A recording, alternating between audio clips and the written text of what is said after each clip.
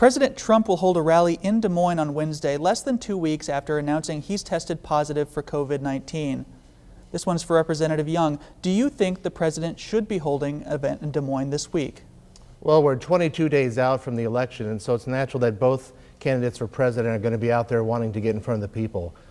He recently tested consecutively negative for COVID-19, and so I'm just hoping that the proper protocols will be put out there to make sure that, there's masks, people are distanced, but people are volunteering to go to these events, and so they're not being forced to. And so it's no doubt that the president wants to spend some time in Iowa and put out his message to make sure that people know why he should be elected. Will you be attending, Representative? I do plan on attending, yeah. Okay. Representative Axne, same question. Absolutely not. As a matter of fact, we're seeing cases rise here in Polk County, so it's reckless for the president to come into my district, our state, and put people at risk. The CDC and the Trump administration, the doctors within that, the medical scientists all say that you should not be gathering in large groups. We need to be social distancing, we need to be wearing masks, and we need to be staying out of large rallies like this. By the president coming here to the state, what he shows me is a carelessness and a recklessness towards the people that I care for in our state. And I'm surprised that my opponent who's standing next to me would even attend this rally, knowing how dangerous it is for Iowans to attend it. I'll do everything I can to make sure people don't go, because it puts too many people in harm's way as we continue to see more deaths and more cases in Iowa. All right, last week. She mentioned my name. Do I get a chance to respond? Okay, yes you do. I'm sorry, you get 30 seconds. Yeah, well, she mentioned that this is her district. This is not her district.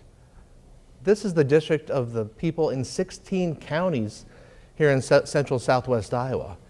And then she said she's going to do everything she can to keep people from moving about freely and going to this event. There's a real difference here between my opponent and myself. I'm for freedom, making sure people have the best information possible, and making sure that if they want, they can manage their own risk. Representative Young, thank you very much. Last week, President Trump said Congress should stop negotiating on a new stimulus and then reversed himself. Representative Young, do you believe there is still a chance for a broader stimulus deal before the election? And if not, why not? I hope there's still a chance. I hope there's still a chance because Iowa needs help. A lot of our small businesses need help. When it comes to child care help for our families, when it comes to our hospital workers and healthcare workers, they need help. When it comes to our schools, they need help as well. And we need some liability protections as well for those who are doing the right thing but fear lawsuits.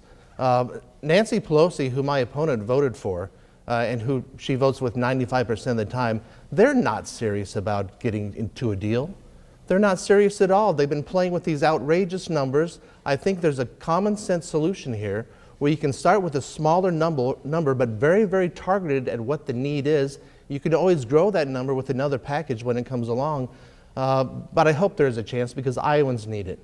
Representative Axne, do you still believe there's a chance for a stimulus deal? I think there is a chance, and as a matter of fact, I just found out this morning as the leader put us on notice that to October we should be ready for a vote. I don't think it's coming this week, unfortunately. We were moving down the right direction. Just before the president announced to pull out from any discussions, I had been on a caucus call where the speaker had said conversations were going very well with Secretary Mnuchin, that documents were being passed back and forth, and it was the president who shut this down.